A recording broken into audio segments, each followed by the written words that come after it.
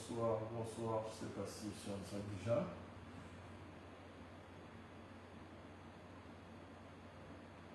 Oui, je pense que je suis en direct. Moi aussi, je vous ai promis faire un direct ce soir. Bon, je vais attendre juste un peu pour que certaines personnes se connectent pour qu'on puisse lancer le direct. Le temps de 2-3 minutes et on va débuter avec le direct.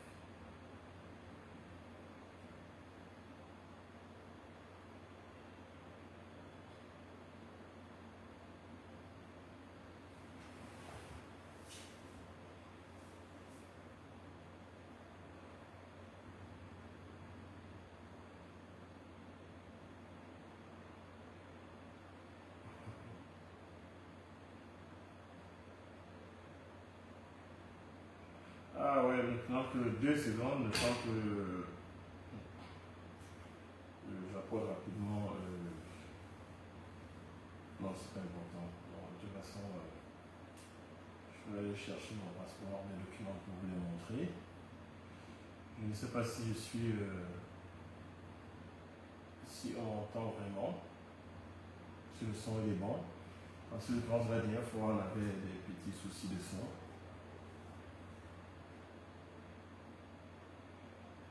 Bon, je vais attendre que vous soyez un peu plus nombreux parce que je n'aurai pas le temps de me répéter. Non, essayons de partager au maximum pour que les retardataires se mettent en route. Je ne sais pas si le son est bon. Laissez-moi savoir si le son est bon.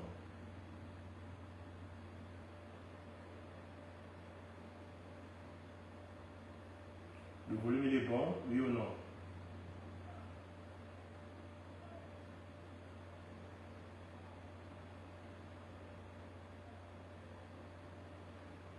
Je ne sais pas si le volume il est bon ou bien le volume il est bon. Ah ok. 2 secondes.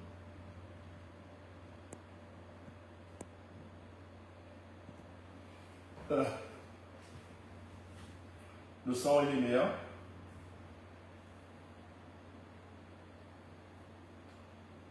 J'aimerais savoir si le son il est meilleur.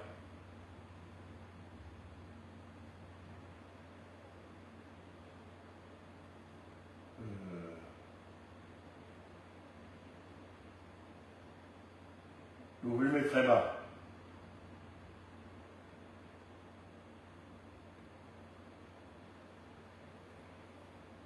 Je vais voir 2 secondes, je vais voir si je peux. C'est ce que je peux bien faire pour augmenter le volume. Je vais me rapprocher un tout petit peu. Je ne sais pas si le volume il est bon. Le volume il est bon, vous m'entendez mieux?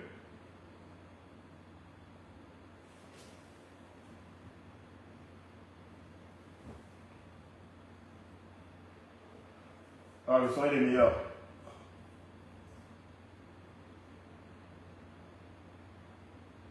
Le son il est bon.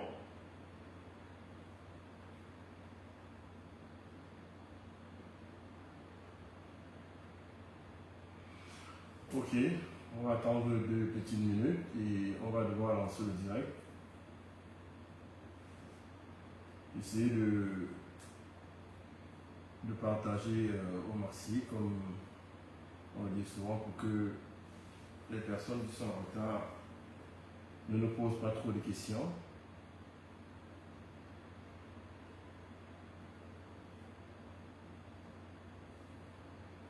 Bon, on va devoir commencer, les autres vont nous rattraper. Il y a cela, je dirais 2 mois déjà, que je suis venu sur la toile pour essayer de décrier le retrait arbitraire de mon passeport et de ma carte de résidence. En fait, comme je l'avais dit, j'étais dans le bureau de la gendarmerie et on m'a demandé comment j'avais fait pour entrer dans mon propre pays, chose qui était vraiment curieuse parce que si tu te retrouves déjà dans ton pays et que tu as une carte d'identité qui te sert d'identité, je ne vois pas la raison pour laquelle on doit te demander ton passeport et ta carte de résidence. Bref, je suis une personne assez légaliste. Je n'ai pas trouvé, j'ai pas voulu résister parce que beaucoup ont dit pourquoi est-ce que tu as donné tes pièces d'identité. Moi je dis d'où je sors quand un agent de police ou de gendarmerie te demande quelque chose, il faut d'abord obtempérer et après s'il y a des abus, il y a des recours. Il y a des recours pour essayer de se faire justice. Donc logiquement, j'ai demandé à mon chauffeur d'aller chez moi prendre mon passeport et ma carte de résidence. Et j'ai remis ces documents à l'officier de gendarmerie qui était en face de moi. Et on m'a demandé de partir et d'attendre. Donc, je suis revenu. Bon, avant ça, on m'a posé plusieurs questions. Des questions que moi, je ne comprenais rien parce que pourquoi on retire ton passeport? Il faut au moins qu'on te notifie les raisons pour lesquelles on retire ton passeport. Dans le cas d'espèce, on ne m'a pas notifié, on ne m'a pas dit, mon avocat ne m'a pas notifié la raison pour laquelle on retirait mon passeport. Donc, j'étais complètement dans le flou. On m'a posé juste quelques questions, oui, comment tu as fait pour entrer au Cameroun et tout. Dans mon passeport, il y a un cachet des services d'immigration camerounaise qui était apposé dans mon passeport. Et j'ai fait savoir à l'officier, à l'OPG, l'officier de la gendarmerie que voilà le cachet, voilà un cachet d'entrée qui prouve que je suis entré dans ce pays de façon légale. Et on m'a demandé comment j'ai fait pour sortir de l'Angleterre, pourquoi il n'y avait pas le cachet de l'Angleterre dans mon passeport. Et moi j'ai fait, dès la première minute, ça c'était une question un jeu d'enfant, 2-3 secondes sur Internet. Tous ceux qui sont venus en Angleterre savent que quand à la sortie de l'Angleterre, il n'y a pas de police à la sortie. Donc pour tous ceux qui sont en Angleterre à la sortie, vous n'aurez jamais un cachet de sortie. Donc ce sont les choses que j'ai fait savoir à l'officier, mais j'ai apporté toutes les raisons qui pouvaient les éclaircir, du moins. Et ils ont tout de même retenu mon passeport. Et ça, c'était le 17 juillet. Le 17 juillet de cette année. Par la suite, je suis resté très calme, très poli et de façon courtoise. Je suis reparti à la gendarmerie plusieurs fois pour demander de me remettre mes documents. Et à ce niveau, ce n'était qu'un silence. On me disait que non, mon passeport avait été envoyé pour vérification. Bon, c'est vrai que je ne savais pas pour quelle vérification. Parce que je pense que dans un pays normal, on ne met pas la charrue avant les bœufs. On a d'abord me dit pourquoi est-ce qu'on retient mes documents avant d'envoyer ça pour vérification. Vérification de quoi? Je pense qu'à ce moment, eux seuls savaient les vérifications qu'ils voulaient faire. Je suis resté calme, plusieurs reprises, aller-retour, je n'ai pas eu mes documents. Donc, c'est pour ça que le mois passé, j'ai dû faire une sortie. Et après ma sortie, j'ai été saisi par le CED. Le CED, pour ceux qui ne savent pas, c'est l'organe qui contrôle la gendarmerie. Et j'ai été contacté par le CED, j'ai été contacté par le colonel Nana Georges II du PICOPS. C'est une personne, un fonctionnaire qui est vraiment sérieux dans tout ce qu'il fait.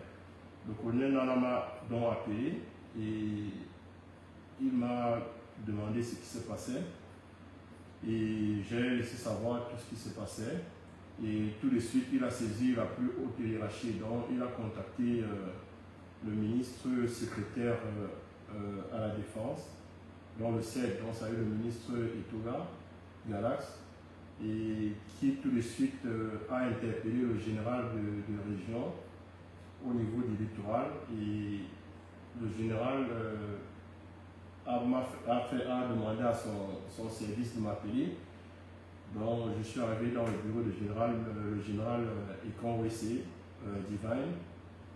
Et c'est un monsieur qui m'a surpris par sa gentillesse.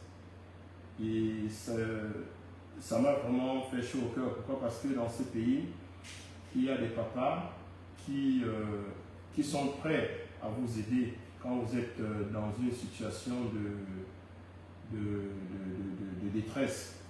Donc le général m'a reçu pendant près d'une heure et il était vraiment indigné par tout ce qui m'arrivait. Et il a donc par la suite saisi la gendarmerie pour savoir ce qui n'allait pas. Après un certain moment, je suis reparti à la gendarmerie pour savoir la position de mes documents. Et la gendarmerie m'a fait savoir que tout ce qui concerne les passeports, ça relève de la police. Près d'un mois après, on me fait savoir qu'on a envoyé mes documents au niveau de la police, donc au niveau de la délégation. Donc, avant de commencer, je ne suis pas en train de jeter l'anathème sur nos forces de police et de gendarmerie, mais je veux juste dire ici que le véritable problème des Camerounais, ce sont les Camerounais.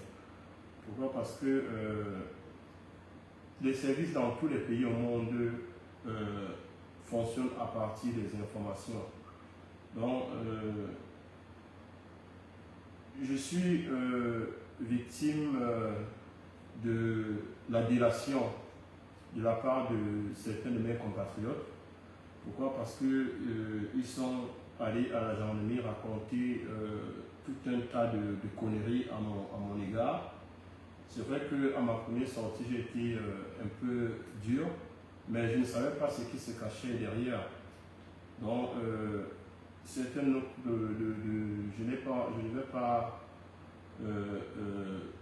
tirer sur les gens. Pourquoi? Parce que actuellement, le procureur général, M. Fouet, a ouvert une enquête et je profite pour adresser mes condoléances au procureur, M. Fouet, qui est en deuil, et c'est un papa qui m'a reçu dans son bureau pendant plus d'une heure de temps. Et comme je dis, il était vraiment indigné par tout ce qui m'arrive. Et il a ouvert une enquête par rapport à tout cela. Donc je ne vais pas entrer dans trop de détails ou bien indexer les personnes. Pourquoi? Parce que je pourrais tomber sur le coup de diffamation. Donc d'ici là, lorsque l'enquête va aboutir, je vais vous dire les personnes qui étaient derrière ça. De toute façon, nous sommes Camerounais et partout il y a des rumeurs, il y a des choses qui se disent. Et donc, déjà, beaucoup de gens ici sont au courant de la cabale, puisqu'une certaine bande a lancé à mon égard. Des personnes m'insultent à longueur de journée pour rien. Un certain clan a commencé à dire depuis un certain moment, avant que je devienne public, qu'on a retiré mes documents. Comment ils le savaient, je ne sais pas. Non, c'est juste pour dire que je ne veux pas, on est tous sur la toile et on connaît les gens qui se sont réjouis du fait que les documents me soient retirés. Pourquoi? Parce que nous sommes dans une société où des personnes se jouent les victimes. Mais ces personnes sont toujours derrière à tirer les ficelles et à entraîner les forces de l'ordre à commettre des erreurs. Pourquoi? Parce que les forces de l'ordre ne fonctionnent, comme j'ai dit tout à l'heure, que par des informations. Et quand les citoyens s'en vont faire de la violation et qui perdent, ça perd les forces de police et de gendarmerie un temps énorme, c'est pas sérieux. Donc, je ne vais citer personne, mais chacun va tirer son inférence dans tout ce qui se passe. Et voilà quoi. Je vais avancer en disant qu'après que mes documents soient envoyés à la délégation, j'ai donc décidé de me diriger du côté de la délégation. Et je profite pour saluer le délégué régional, M. Essego Raymond, qui a fait preuve d'un professionnalisme sans pareil, parce que aussitôt les documents arrivés là-bas, il a essayé de diligenter une enquête et au niveau de la police, tout s'est très bien passé. Donc, je remercie le régional. Et par la suite, au moment où le régional était en train de mener son enquête, j'ai quand même décidé d'aller à Yaoundé pour rencontrer le ministre délégué, M. Bangamele. Je suis arrivé dans ses services, M. Bangamele m'a reçu et on s'est entretenu pendant près d'une heure de temps. Et j'étais vraiment stupéfait du fait qu'il y a des personnes qui, malgré leur temps, peuvent s'asseoir et écouter les problèmes des citoyens. Donc, après ça, j'ai quand même eu le temps de le féliciter pour tout ce qu'il faisait au niveau de la police et tout. Et je suis reparti. Quand je suis revenu, le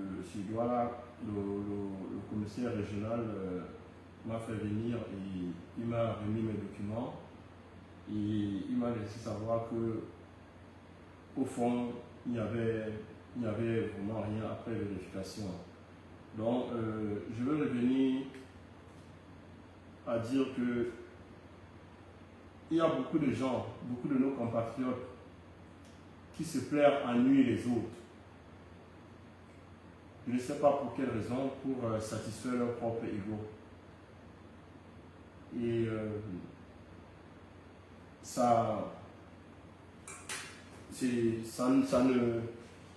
tout ce genre de choses contribuent à salir l'image du pays. En fait, je ne vais pas passer le temps à ressasser le calvaire que j'ai traversé. Mon direct aujourd'hui avait beaucoup plus une orientation pédagogique. Pédagogique, pourquoi? Parce que je suis un membre de la diaspora et beaucoup de personnes sont victimes d'abus. Mais ils ne savent pas qu'ici au Cameroun, il y a des personnes qui ont encore le cœur sur la main. Il y a des papas ici qui sont prêts à vous écouter. Il y a des papas qui sont prêts à vous aider quand vous avez des problèmes. Premièrement, pour ceux qui ont des problèmes, surtout de la diaspora, il y a le ministre délégué Maragele qui a fait un travail énorme. Et je dis pourquoi? Parce que nous, les Camerounais, on a l'art de montrer du doigt ce qui est mauvais, mais on n'a pas aussi la grandeur de reconnaître ce qui est bien ce qui est bien fait. Donc, je rends hommage à ces autorités qui font leur boulot. Pourquoi? Parce que le Cameroun, comme certains disent, le système est pourri, mais je dis un système n'est pas pourri. Certains hommes sont pourris, mais il y a encore des personnes dans ce pays qui nous font avoir la foi de revenir. Un citoyen comme moi, je n'avais jamais rêvé rencontrer le ministre délégué, mais juste pour une audience, il m'a reçu et il peut recevoir chacun de vous. Au niveau de la police, la plupart des Camerounais, que ce soit de la diaspora, quand vous avez des problèmes, le ministre délégué a mis un numéro, le 1500. Donc ça veut dire qu'au niveau du Cameroun, avec votre portable, ça ne coûte rien du tout. Si vous avez un problème avec un officier supérieur, vous pouvez appeler le 1500 et ça va, on va vous contacter. Ça ne prend pas longtemps et ils vont vous contacter. Et votre problème sera pris en charge. Donc, il ne faut pas perdre la foi.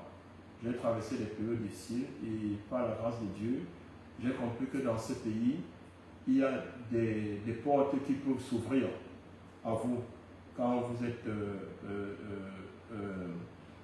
dans des situations difficiles. Donc, pour les gens de la diaspora, il faut retenir, quand vous avez un problème avec des personnes de la police, le ministre délégué a mis un numéro pour vous. Vous pouvez appeler le 1500 et c'est un numéro il veille sur ça personnellement. Et j'étais dans son bureau, j'ai vu comment il travaille et n'ayez crainte, quel que soit le problème que vous avez au Cameroun, appelez ce numéro. Et je salue aussi le grand travail que le ministre secrétaire à la Défense chargé de la gendarmerie, Gala Setouba, a mis aussi sur pied le 1501, donc le 1501. Donc si vous êtes au Cameroun, ou vous êtes dans la diaspora et que vous vous retrouvez au Cameroun, vous pouvez appeler le 1501. Si vous avez un problème avec qui que ce soit, même un haut gradé de la gendarmerie, le ministre a mis tout un système qu'on appelle le PICOPS qui se charge de cela, quelle que soit la personne de la gendarmerie qui vous cause du tort, appelez ce numéro et on va prendre votre terrain, on va prendre votre problème, problème en charge. Donc, c'est, comme j'ai dit tout à l'heure, le colonel Georges Picops, le colonel Nana Georges, celui qui s'occupe de ça, c'est un monsieur qui m'a beaucoup surpris. Il a l'écoute, c'est un monsieur qui aime son travail. Et donc, en résumé, je veux dire que il ne faut pas perdre espoir. Et je disais tout à l'heure que je rends hommage à ces papas qui travaillent énormément. J'ai eu très très chaud que ces personnes que je ne connaissais pas avant m'accueillent et essayent de tout faire pour résoudre mon problème. C'est vrai que c'est pas vraiment évident. C'est pas vraiment évident, mais les portes peuvent vous être ouvertes. Donc, je ne vais pas venir ici tirer sur les gens, ou bien jeter dans la tête, comme j'ai dit tout à l'heure, sur nos forces de police. Je veux juste laisser savoir à beaucoup de gens qu'il y a espoir. Quand vous êtes au Cameroun, il y a des personnes qui peuvent vous aider quand vous êtes en difficulté. Il y a beaucoup de mes compatriotes de la diaspora que j'aimerais aussi remercier. Pourquoi? Parce que quand vous êtes dans un problème, ça fait toujours chaud au cœur de voir une personne qui peut vous appeler et essayer de compatir à ce que vous traversez. Donc, j'ai un grand frère, Alain Yo, qui est en Belgique. Il m'a beaucoup orienté dans tout ce qui se passait. C'est lui qui m'a orienté vers certaines portes. Je vais être honnête, je ne croyais vraiment pas qu'au Cameroun, les autorités sont accessibles. Je ne croyais vraiment pas qu'au Cameroun, les autorités sont accessibles. N'ayez crainte, si vous avez des problèmes, allez vers les autorités, ils vont vous ouvrir les portes. Donc, je tiens aussi à remercier Serge Branco qui m'a beaucoup soutenu. Il était là pour moi. Je tiens à remercier Fidèle de Londres qui m'a beaucoup soutenu parce que ça a été une période de 2 mois, ça a été une période très stressante. Ça a vraiment été stressant. Et juste le fait que ces personnes m'appelaient tout le temps, ça me remontait. Je tiens aussi à remercier Alain Jules Meignet qui dès le départ m'a appelé, m'a soutenu. Je tiens aussi Raymond Tchengan qui est une grande personne qui est venu me voir et il m'a remonté. Je n'oublierai pas ma jeune sœur, l'Étoile Chrétienne, qui est l'une des rares personnes dans la diaspora qui a décrié ce que je vivais. Parce que ce que je vis, chacun de vous peut le vivre. Donc,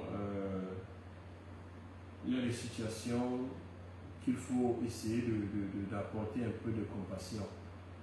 Et je ne saurais finir sans remercier mon sergent, comme je l'appelle souvent très affectueusement, Coco Lago.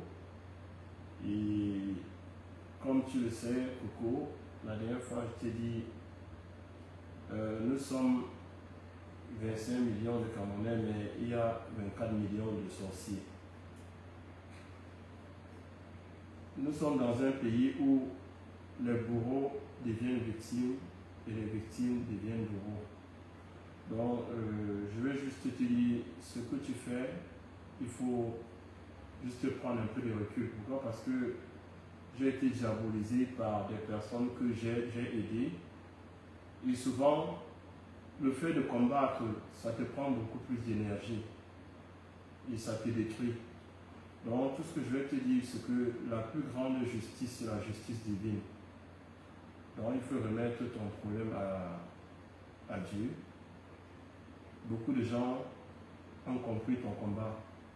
Mais nous sommes dans un pays où il y a ce qu'on appelle le suivisme moutonnier. Donc, et les femmes, généralement, sont souvent atteintes d'une cécité chronique. Donc, tout ce que tu pourras dire, personne ne viendra, très peu vont essayer de vouloir te soutenir. Donc, sincèrement, mon sergent, laisse tout ça, ça ne sert à rien de continuer parce que tu verras à la fin, ça va en partie à ta santé. Donc, comme je vous disais tout à l'heure, je ne vais pas être long. Pourquoi? Parce que peut-être beaucoup s'attendent que je vais ici insulter les gens. Mais l'insulte, ça ne fait pas partie de mon éducation. Et comme je dit tout à l'heure, mon direct c'était beaucoup plus pour édifier beaucoup de personnes de la diaspora. Et beaucoup de personnes sur place pour leur faire comprendre que, étant au Cameroun, on peut avoir justice. Peu importe le temps que ça prend. On dit la justice prend du temps, mais on arrive toujours à arriver au bout on arrive toujours à avoir gain de cause. Donc pour les gens qui se sont mis à dire que non, mon passeport a été retiré parce que je suis au tribunal avec X ou Y, il tient à dire à certaines personnes, quand tu es au tribunal avec quelqu'un, on ne retire pas ton passeport. Pourquoi? Parce que quand vous êtes, si on doit retirer, on doit retirer ça au début de la procédure. Quand une procédure est en cours, pourquoi? Parce que mon tribunal n'est pas encore fini et mon passeport a été rayé. Donc, cette hypothèse pour des personnes qui veulent profiter de la pluie pour chier dans le torrent, ça ne marche pas. Et les gens ne sont pas bêtes. Donc, j'ai mes documents et je remercie énormément tous ces papas qui m'ont aidé et le procureur de la République, M. Foué Jean-Claude, comme j'ai dit, qui est un papa ouvert. Il m'a reçu plusieurs temps. Quand vous avez des problèmes au Cameroun d'abus, allez voir le procureur général. C'est un papa ouvert, il va vous recevoir. Au niveau du CED, vous avez le 1501. Vous avez des problèmes avec un gendarme. Vous appelez le 1501. On va vous recevoir. Il y a le colonel Nana Georges qui est un gendarme un gendarme qui aime son travail. Donc vous allez il y a le ministre Gala Setouga qui a beaucoup fait pour la gendarmerie. Il a mis à la disposition le 1501 dans le cas où vous avez des problèmes avec des gendarmes. Et on va vous écouter et on va prendre votre problème en charge. Au niveau de droit, là, vous avez le délégué, M. Essibo Roumont, qui est vraiment à l'écoute. Et n'hésitez pas d'aller, de voir si vous avez des difficultés. Je ne finirai pas sans parler du délégué, du ministre délégué, M. Mbaramele, qui est un papa accessible. Si vous avez des problèmes, allez, il va vous recevoir. Et sans oublier le général École aussi, de la région du littoral, qui est aussi un papa qui est à l'écoute. Vous avez des problèmes à Douala, allez cogner son bureau, il vous ouvrira. Je vais clore ce direct en disant qu'il faut garder l'espoir. Le Cameroun, c'est notre pays à nous tous. Et il ne faut pas désespérer.